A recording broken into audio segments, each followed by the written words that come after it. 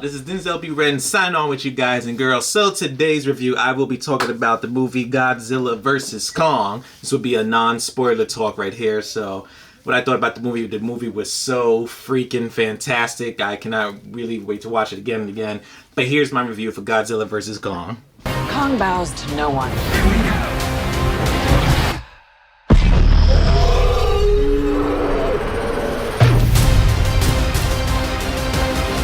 Godzilla vs. Kong. So Godzilla vs. Kong takes place right after Kong movie, and then afterwards will be Godzilla, Gods vs. Monster movie and stuff like that. And this is the monster verse that we're going into and stuff like that. And the film picks off after those films. So after that, this film is basically about Godzilla is wreaking havoc around the people, and then he's like murdering and destroying the cities and stuff like that. So nobody doesn't know, like, what is Godzilla doing for? Why is he doing this? Why is he terrorizing things?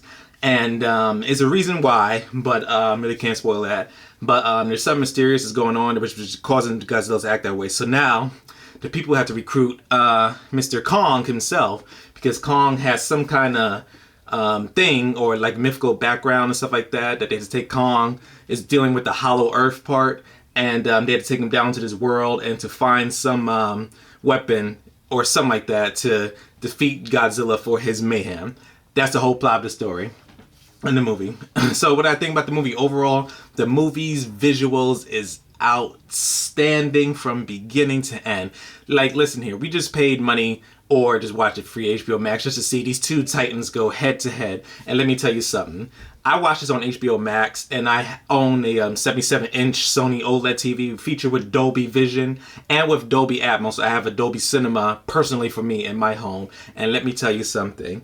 Visually outstanding, and the sound and everything else is great, because when you see Godzilla and Kong just pounding out, that's exactly what we are here for. We don't care about the human parts, at least I didn't. But to be honest with y'all, this movie is only about an hour and 53 minutes, I think it is, and stuff like that, because other movies were like 2 hours, something like that. Throughout each of these MonsterVerse films, the visuals, like I said, for the creatures and the monsters throughout these series was great, but the human elements, when it comes to them, is like, alright, can we just move on and see the fight and stuff like that? Here in this film, the reason why the runtime is like that, because I think the creators and the director himself says, you know what, let's give audience what they really want. And they came here to see these monsters fight each other.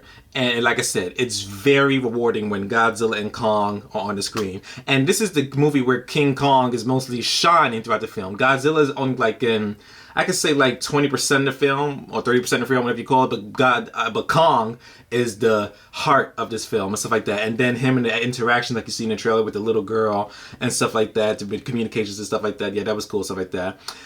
There is this character, a human element character. He's a conspiracy theory guy, and I think he's played by the actor called Tyree, stuff like that.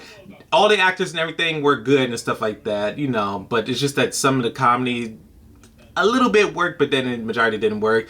It's just like, all right, I just want to see King Kong and Godzilla and stuff like that. But I have to be honest with you, some of the human elements were a little bit interesting and stuff like that. But majority of things that you thought you saw was a whole lot in the trailer. There were so many things that that was not shown in the trailer. Like when I was watching, okay, that was not in the trailer. It's so spectacle, and it's a visual, awe-striking film, you know. When you watch this movie, don't go in there with deep thinking and deep thoughts and stuff like that. You know, this is just like a movie, just like, hey, I just want to watch and enjoy myself, and yeah, just have fun with it. It's like a fun, solid B movie. That's what I enjoyed this film of. But like I said, when you see King Kong and Godzilla hashing it out, especially at the third act of the film, which I can't spoil because, yeah, if y'all know what I'm talking about, that part was crazy. So if you are a Godzilla and Kong fan, if you are an old school classic person, you watch old school Godzillas and Kong, and then you see it, you know that moment I'm talking about. y'all will be raising your voices up. I was just cheering on for the stuff like that. Because at one point I'm cheering for Kong, but then there's another point in the movie. It's like, oh my God, Godzilla's getting hammered. Please help this man. And there's a part of the movie. It's like, oh my God, they are really hammering this person. Can someone please just get over there? Like, there are some stakes in the film, which is not predictable, but you do feel the intensity of stuff like that. Overall, I had a great blast. I had a great time with the film. I still enjoyed Godzilla, God vs. Monsters, which I thought was really great, though some critics didn't enjoy it, but I enjoyed it as much. This one, I could watch this over. If there is someone who could do a YouTube clip and just YouTube just Godzilla and Kong fighting, that's all I need to see. That's the movie right there for me. So, for story-wise, I'm gonna have to give the story like around the 3.5 and stuff like that. You know, it's decent, it's flowing, stuff like that. Some parts are a little bit slow when it comes to human parts, but majority of it is when the monster parts come in. That's when it kicks up. So the story, I give it a 3.5. Visuals, I will give a 5.5, an A+, because they polished that bad boy, every joint and details. Like I said, when I was watching it on my 77-inch OLED TV, the details and the coloring, the HDR that pops out of it, and especially the Hong Kong scene is a demo-worthy thing, man, and stuff like that. And the sound and everything from the height channels and the surround sound all over it was so dope. I really enjoyed it. Now, if you do have an opportunity to go to the movie theaters, because it's in HBO Max and you go to the movie theaters right now, I would recommend you, if you want to see the biggest screen possible, because the way how they cinematically shoot these Titans, man, the scope of this film, man, is just like, oh my God, this is cinematic. Has to be seen in that. It's like the feeling like if you saw Pacific Rim and have that heavy monstery like film.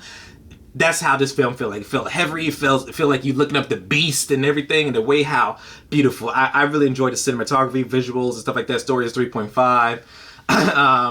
Comedy is like a 2 out of 5 for me and stuff like that. Some things it was funny a little bit.